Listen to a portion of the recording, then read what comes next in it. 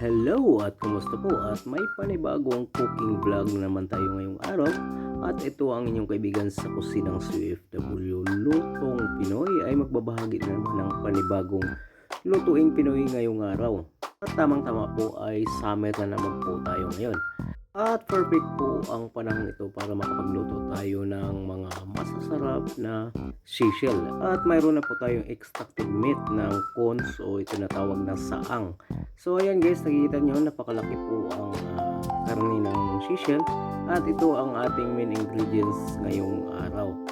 At naihanda ko na rin po ang ating mga ricadong gagamitin dito.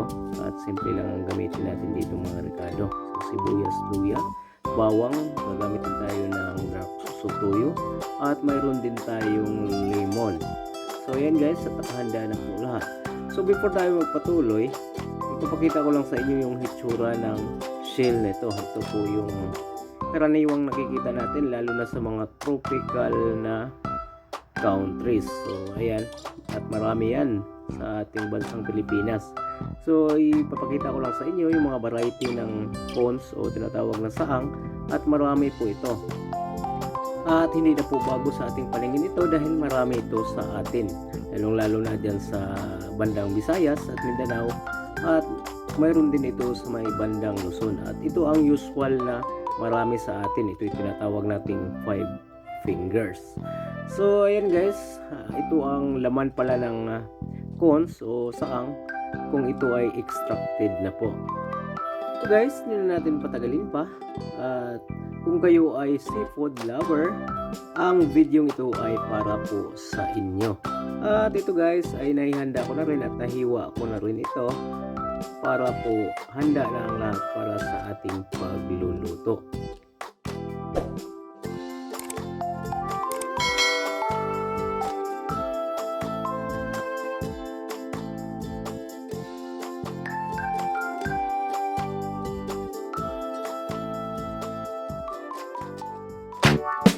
Ito na po, at nagpainit na po tayo ng ating kaserola at nilagyan na rin natin ito ng mantika.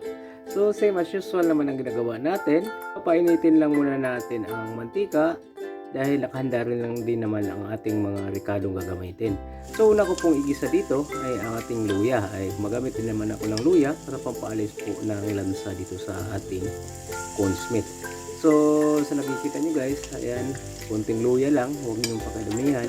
At tamang-tama lang po ang pagkagisa dito na slightly brown lang po, at para maiwasan nating masunog at papait po ang ating nilutong ulam. So hindi na natin patagalin at isusunod din natin ang sibuyas. So tamang-tama lang din ang dami ng sibuyas. Medium size lang po ang gamit natin dito. Pantayin lang din natin na magiging slightly brown.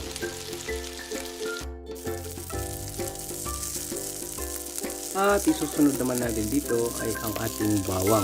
Kompleto ricado na po tayo, maliban po sa mga ilang ricadong ilalagay natin sa kalagitnaan nitong ating pagluluto. So ayan guys, siguraduhin lang natin na naigisa natin na maayos para lalabas po ang tunay na aroma dito sa ating mga ricado.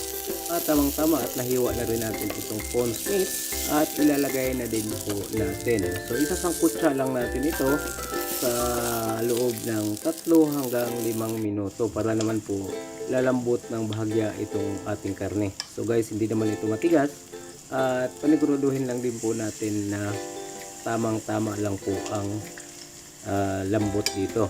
At ayan, konting mekos-mekos lang natin, at maglalagay na po ako dito ng konting powder na paminta. At isasama ko na rin dito ang ating pampalasa. Ito yung seasoning powder. So guys, sa inyo na po ang best preference kung ano ang pampalasang gagamitin ninyo kung kayo ay magluluto ng ganitong klaseng putahe.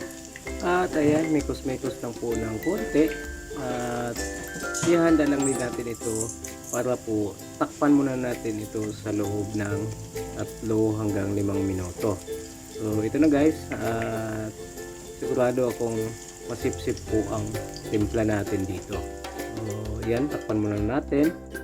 At pagkatapos ng 5 minuto at ayan na, konting mekos-mekos lang po at ilalagay na din natin ang iba pang rekado tulad ng green chili. So itong green chili guys, depende na po sa inyo kung prefer din yung medyo maanghang ng bahagya ang inyong nilulutong ulam, pwede tayong maglagay dito. So tulad ko ay medyo mahilig ako sa maanghang, ay naglalagay ako ng kahit 2 piraso lang at ando na rin po ang ating dark sauce o tuyo. So ayan guys, papakuluin natin ulit ito. At bago po yan, ay ilalagay na po natin itong fresh lemon juice. At yan po ang gamit natin. Hindi tayo gumamit ng suka, soda, or tubig. So purely, ito katas lang po ito ng consomme at may tuyo. Kasama na din po dito ang lemon juice. So, preskong-presko ang gamit natin dito. Para naman malasahan natin ng maayos at syempre, pasok na pasok po doon sa ating taste preference. So, ayan, tinakpan ko ulit yan guys. At napakulo na po natin to sa loob ng 3 minuto at nilagay ko na din po ang bell pepper. So, ayan, ready na po at lutong-luto na po yan mga kaibigan. A few moments later. So, ito na po guys at lutong-luto na po at kanin na lang po ang kulang dito. So once again, ito si OFW Lutong Pinoy. Nagpapasalamat sa inyong patuloy na pagsuporta at pagpanood sa ating mga cooking videos. At hanggang sa susunod.